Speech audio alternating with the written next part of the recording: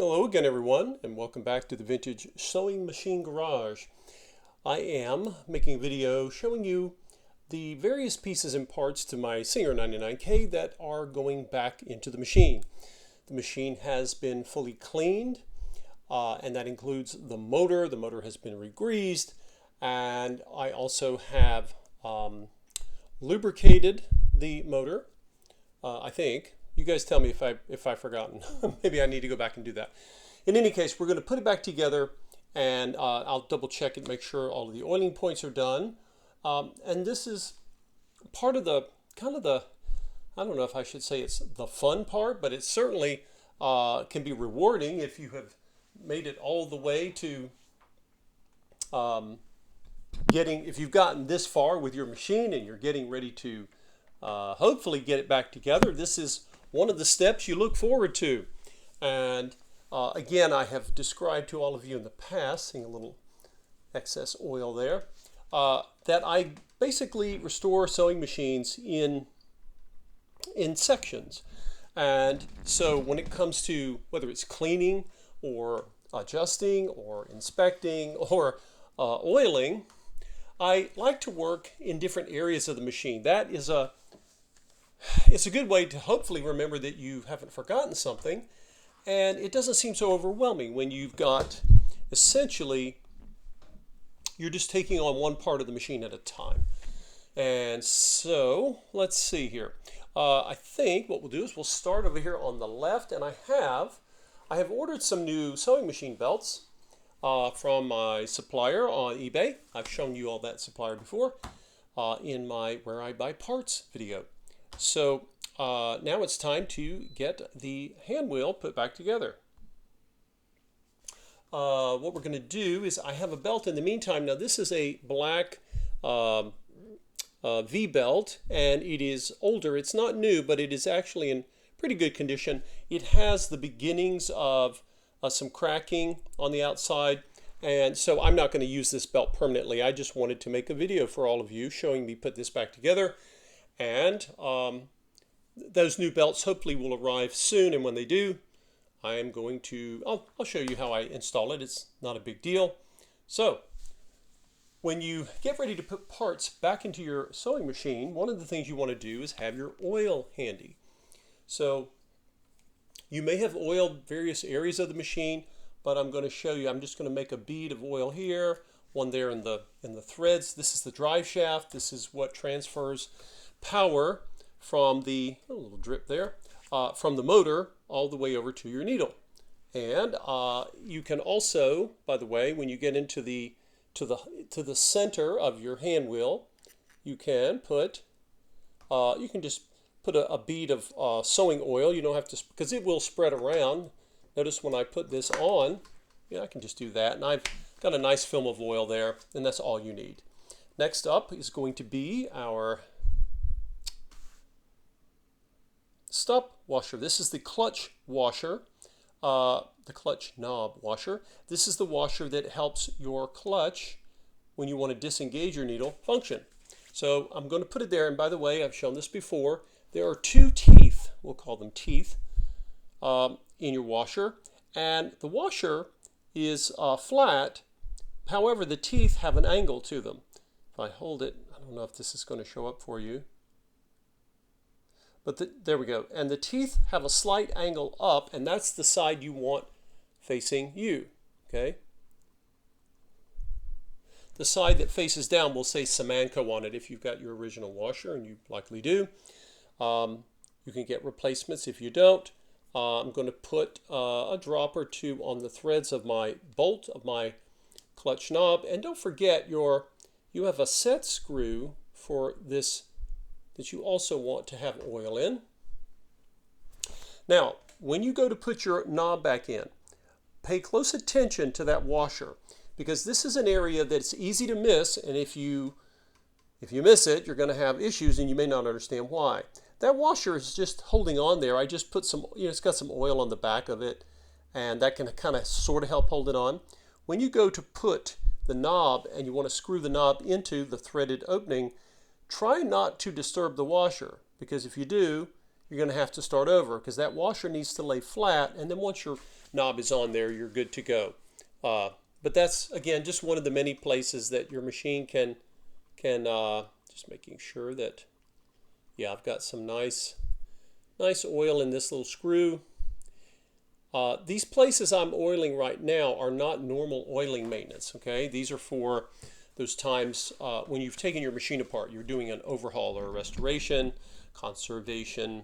All right, now over here I'm going to come and I'm just going to simply slip my belt over, and I'm going to make sure, you want to make sure the belt is in the groove. So let's talk about that. So, okay, when I slipped the belt over, it was right there.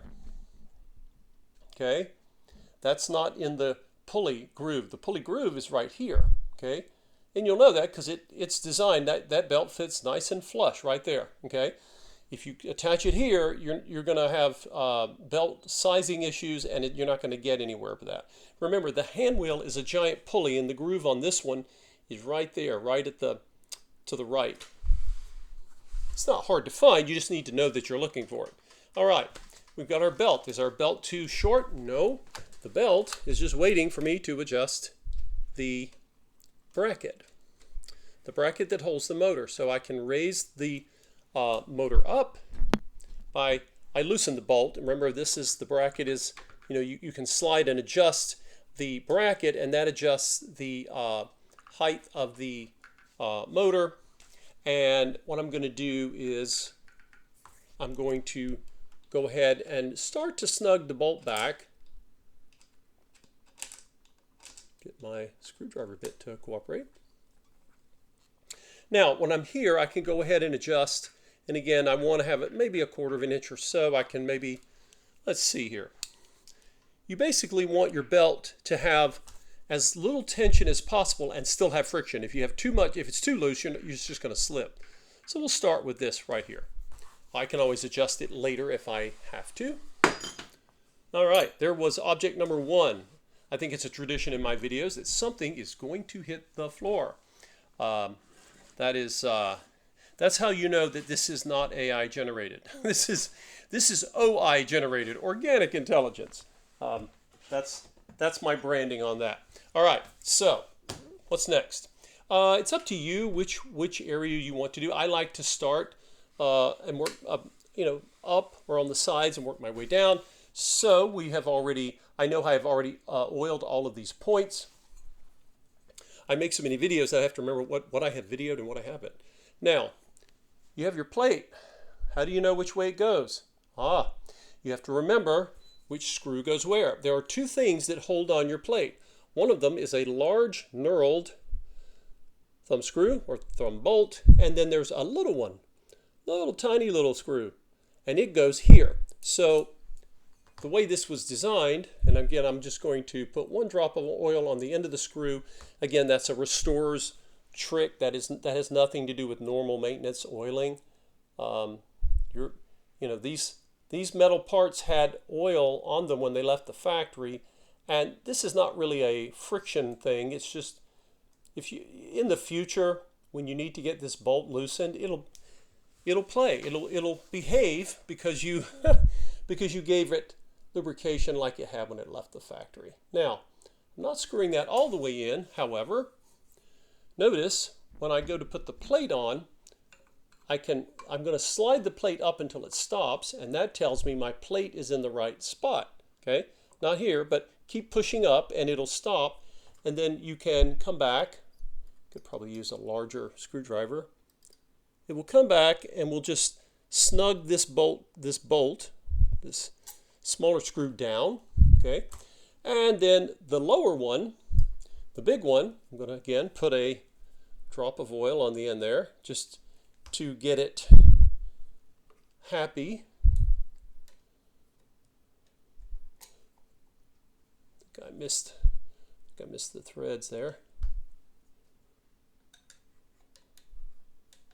And this one is easy because it's designed to be turned by hand, and it'll turn. I don't know if you guys remember when I was taking the machine apart, it was kind of stiff because again it had been sitting for a long time, and by pushing it in I've just gotten a nice new layer of oil across the threads and the hole there. And normally again, you loosen this, right? And then you just slide the plate down, holding it so it doesn't scratch your paint, and you can get access to it. Singer was good about trying to make things efficient for both their mechanics as well as the customers who sewed with their machines. All right, what do we got next? Let's come down. Let's go ahead, and we're not going to put in our plates yet because we need to get our bobbin case back in. Okay. Remember, this piece here swivels to the right slightly. So I'm going to lift up on this. I'm going to see if I can point to it. You guys will see the end here, right? Get a little close up for you. Okay. So I'm going to come over here and I'm going to lift up because it's seated. This little lever is actually seated. So I need to lift it up and then I can pull and turn it to the right. And that's important because I need to get space to put in my bobbin case. Now, how does the bobbin case go in? It goes in like this. So, and your manual should show you this, but the manuals, I love the vintage machines, but the vintage manuals, sometimes they're great, sometimes they're not so great. In terms of illustrating things. Maybe our ancestors were more intuitive at figuring out how to make things work. I don't know. So what I want to do is I want to get the bobbin case in here, right? And I want it, remember, when you look at the side, okay, you see that groove right there. Well, you'll see it if I put it in front of the camera for you. Right here where the screwdriver tip is, that is what we want. We want this here to it's going to rest on top of the race, that ring, that big ring down there. And then we have one more layer that will rest below. So I'm going to put this in. Okay. Now when you do this, now I was able to, you have to kind of wiggle. Do you guys see that? You have to kind of wiggle it out and in, but you won't be able to do that unless you move this piece. And so, again, you take it, right? Just put it in your index finger and your thumb and come down. And with this sort of big opening here, it's going to go toward your presser bar. Okay? And it should drop. And now if it drops in there, make sure it's seated. Now it's seated. Now it's fairly loose and you don't want to sew with it like that or you're not going to be happy and neither will the machine. We're going to push this back over. And as I do, you'll see it drop down into its little slot where it belongs. Now, now I see why it's not. When I turn this, I want to make sure, I really want to make sure that I can get this piece here has to move. So I think I had my feed dogs in the way there. Never be afraid to try things. These machines, as long as you don't go against what your manual is telling you, they're pretty robust. So, okay, so I've got that sitting in there. That should be seated. It should look like that. Okay, you should be able to see the adjustment screws there. Now I'm going to swing over, and you'll notice that now this little extension dropped down in between that little valley where it's supposed to be. Now the machine's much happier. All right.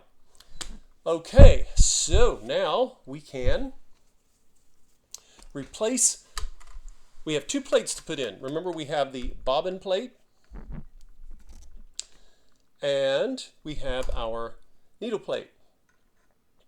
Now I'm going to put the bobbin in plate first, and I'm going to do that because it hopefully will be a little bit simpler. This is one of those things I think I've shown before. I'll show it to you again. But remember, one of the reasons these plates often go missing is because once they come off, they're designed to come off and be put on, but people over history didn't always know, and they would lose them. You see this little, this is basically a clip. You guys see that? It flares up on the right, and then it flares up on the left. Like, I call it a butterfly. That may not be the right term for it. And of course, there is a screw to hold it down because it too can be replaced. What do we want? what we want to do is we're going to get our pressure bar out of the way. What we want to do is we're going to come in at an angle. Now by angle I mean, if you're looking at it from the side, you're going to be coming at it at an angle like that, okay? And then we're going to be sliding it back, and we want the two ends of that butterfly, or the wings, whatever you want to call them, as they rise on the ends, we're going to have them, they're going to catch and get seated in these grooves here underneath. And that's how the plate slides back and forth. If you know this, well, you know, at least you know. Now, it can be a little wonky. Be patient with yourself and the machine. Don't get frustrated.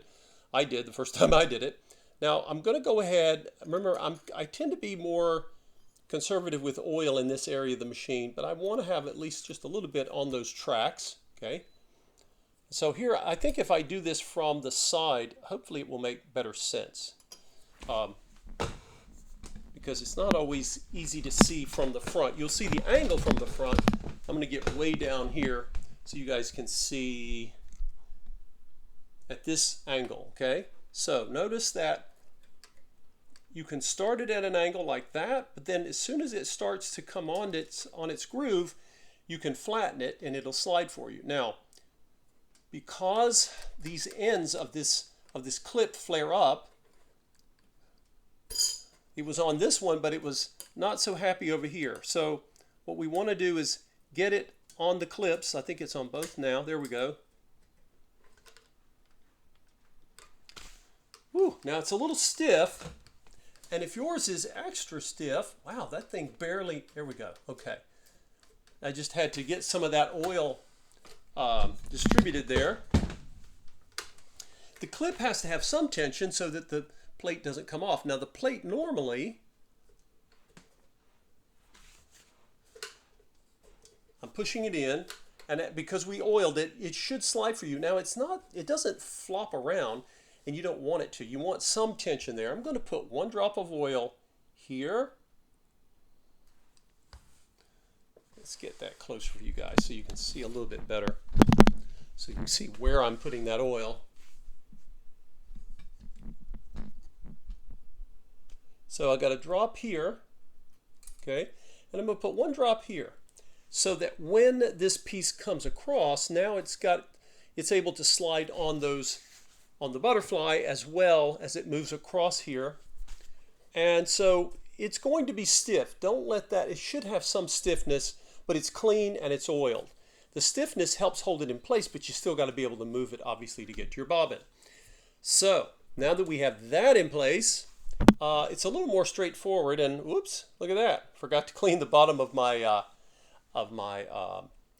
needle plate. Now this is actually dried stuff. It's not coming off, but I can wipe it down with some alcohol. And I'll get that done. I don't want it to be sticky. All right, so I'm just going to place it there. And of course we have 2 screws. Now these screws are designed beautifully, and you really don't want to strip these because it can affect your fabric. It can cause problems. These screws are lovely because they're bowed on the top just slightly, and they're very smooth. So make sure that when you use a screwdriver, you have one that fits in that slot. Don't use a too small. I'm just putting a little drop of oil there. You want to make sure that the screwdriver tip, is happy with the size of your screw, because you do not want to strip it. Let's see here. I'm trying to remember. Now you can start these screws actually just manually. That can be sometimes easier than trying to wiggle the screwdriver bit on top of it. And if it fights you, it means you're not quite seated right, because it should turn.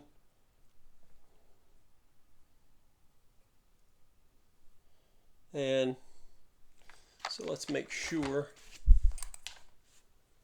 That's not the right tip. Let's see here. Getting above here is a little weird sometimes because of where your needle clamp goes. So I'm going to try. Got different screwdriver sizes here. The point is, you get as close as you can with the screwdriver bit, and then you definitely do not want to see that won't fit there. You can see it's a little too tall. It's a lot too tall. All right, I'll try this one. I find this little piece useful at times.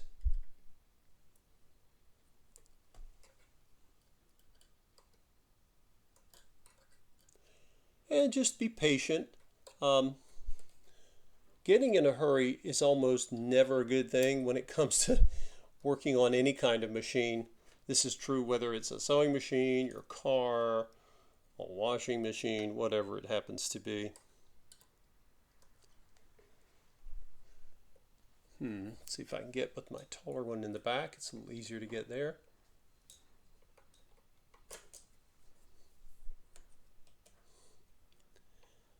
Now, this method that I use, remember, I haven't tested this machine yet. So, I don't actually know if it's going to sew. I hope that it will.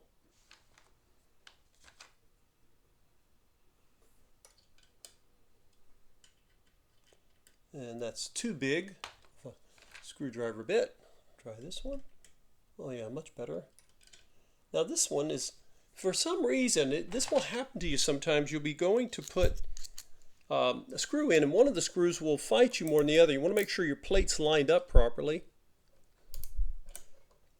But it should eventually go. If your bolt or screw just stops and it won't go any further, you're going to have to remove it and start over because you may be stripping the screw. And that's not something you want to do.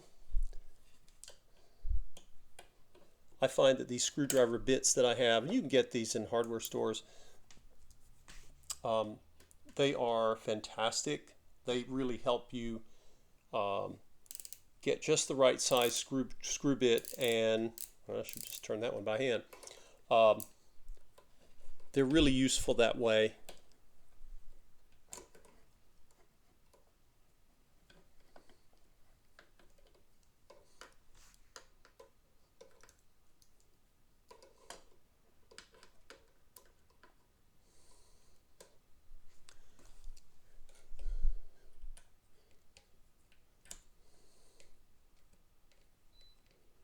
Yeah, now it's moving fine. I don't know why it had a moment of hesitation. It had second thoughts as to whether it wanted to go in. So I'm not worried that I'm stripping it because it is turning. All right, we'll finish up with this one.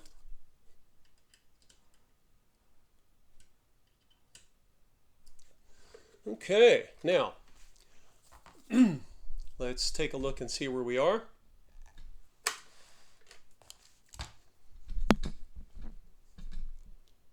All right,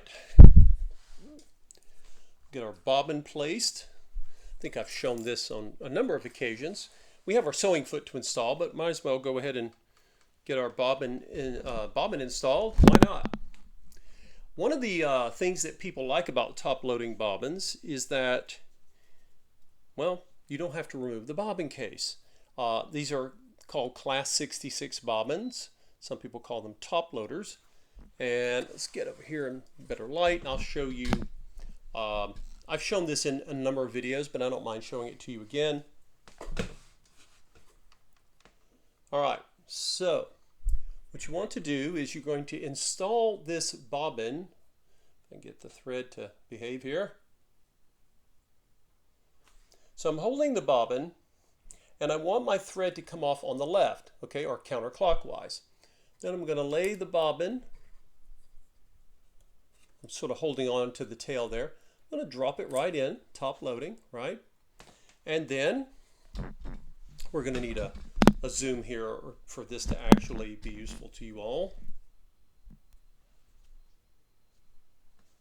Now, what am I doing? I'm going to be coming around with my thread, okay?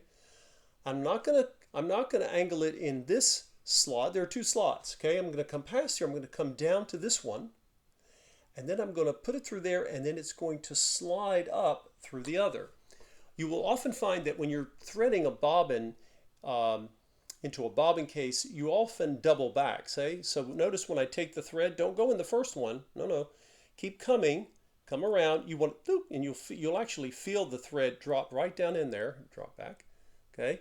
Now you may have to hold it so it doesn't. There we go. I don't know if you saw that, but the thread went down in here and then it went to the side. Okay. It actually there's a space between.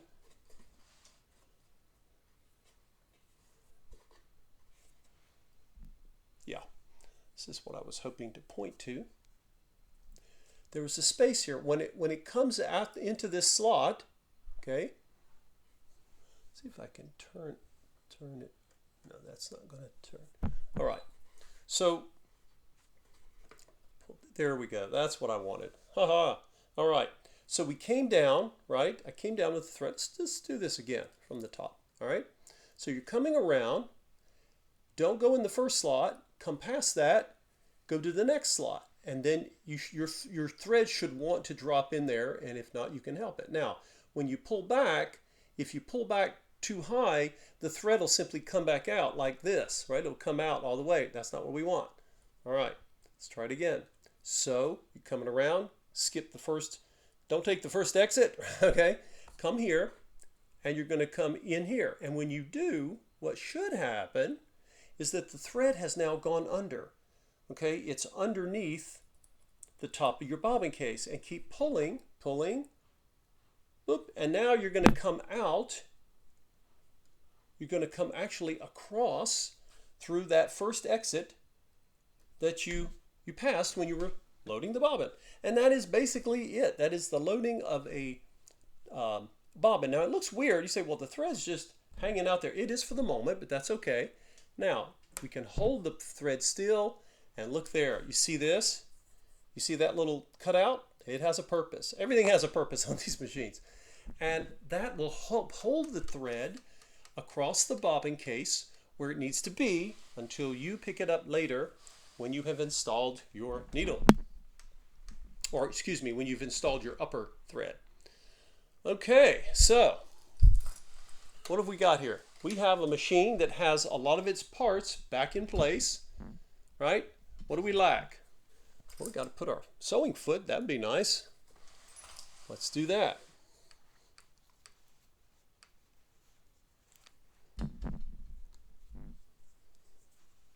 We don't have a needle yet. We'll do that in the next video. But I wanted you to see all of the parts going back into place. So, going to just put one drop. Again, it's not had a drop of oil, probably since it left the factory. And that's fine. That's good for years. Don't worry about oiling that again. So we're going to attach our foot here. And you want the opening of the foot. Obviously, it needs to align with the hole in the... It'd be nice if I lower the cam a little bit there for you. You want your foot, this is especially helpful for those of you who are either new to sewing machines or new to vintage machines. And you want the opening in your foot, you want that to line up with that hole in the presser bar. And don't worry, the foot might want to wiggle, but you get your thumb screw in there. And there you go. You have installed all of the parts, I think. You guys tell me if I missed one. We've installed all of the parts that we had taken apart to clean and get around. We now have our sewing foot back in place, and we have our bobbin thread. We have not threaded the machine yet because, well, we need a needle, and we're going to take care of that in the next video. Thank you all for supporting this channel. Over the years, you have been watching, and so grateful to have you here at the channel. Please subscribe if you haven't. I have millions of views, but not nearly as many subscribers.